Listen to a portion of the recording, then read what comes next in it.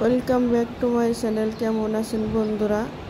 আশা করি ভালো আছেন, আমিও ভালো আছি।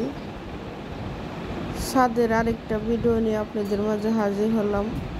আশা করি দেখে ভালো লাগলে একটা লাইক অবশ্যই দিয়ে নেবেন এবং যারা সাবস্ক্রাইব করেননি তারা সাবস্ক্রাইব করে আমার পাশে থাকবেন।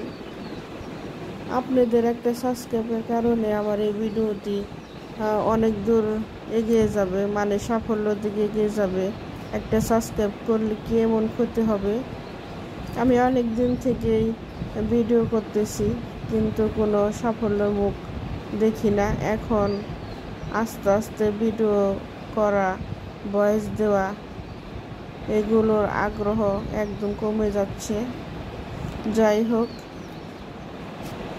এখন আমি কিছু কারি পাতা নিব এখান থেকে। আমার গাছটা মাশাআল্লাহ খুবই সুন্দর হয়েছে। কারি পাতায় ফলও হয়, এই ফলও খাওয়া যায়। আমরা অনেকেই জানি না কারি পাতা দিয়ে কি রেসিপি করা যায়। আর এই পাতার মধ্যে অনেক অনেক ঔষধি গুণ আছে। এই পাতা খাইলে শরীরে অনেক রকম সমস্যা ঠিক হয়ে যায়। এখন আমি সকালে নাস্তা রুটি বানাবো, লাউয়ের খোলার ভাজি করব একটা ডিম দিয়ে। সেখানে আমি কিছু কারি পাতা দিয়ে ভাজি করে নিব। আমার পেঁপে গাছটা খুব সুন্দর হয়েছে, তবে এই পেঁপে গাছটা ঝড়ে কয়েকবার নষ্ট হয়ে আবারও সুন্দর হইতেছে।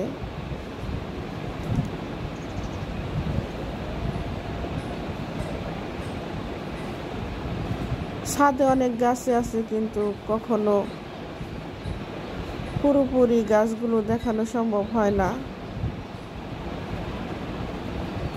আসলে আস্তে আস্তে ভিডিও করার আগ্রহ কমে যাচ্ছে। ভয়েস দেওয়া সব কিছু কঠিন কঠিন মনে হয়।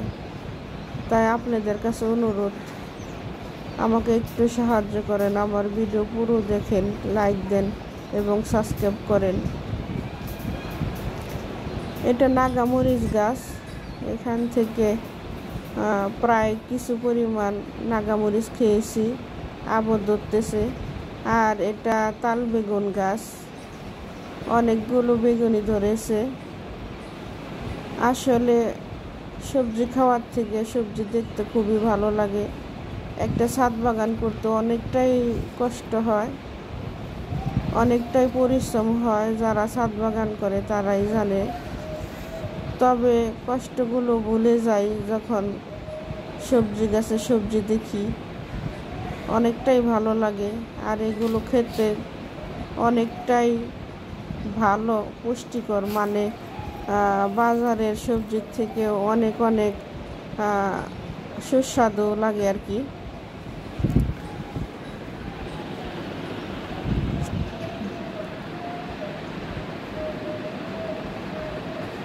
অনেকদিন পরে আপনাদের সাথে কথা বলতে আসলাম।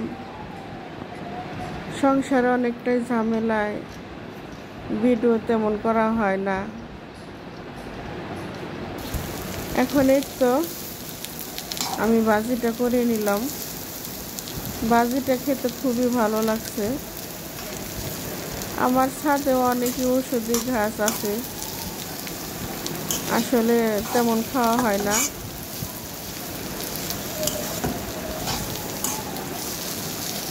আজ এই পর্যন্তই। আরেকটি নতুন ভিডিও নিয়ে আবার আপনাদের মাঝে হাজির হব। সে পর্যন্ত সবাই অনেক বেশি ভালো থাকবেন, আমার জন্য দোয়া করবেন। আপনাদের জন্য দোয়া করি। আল্লাহ হাফেজ।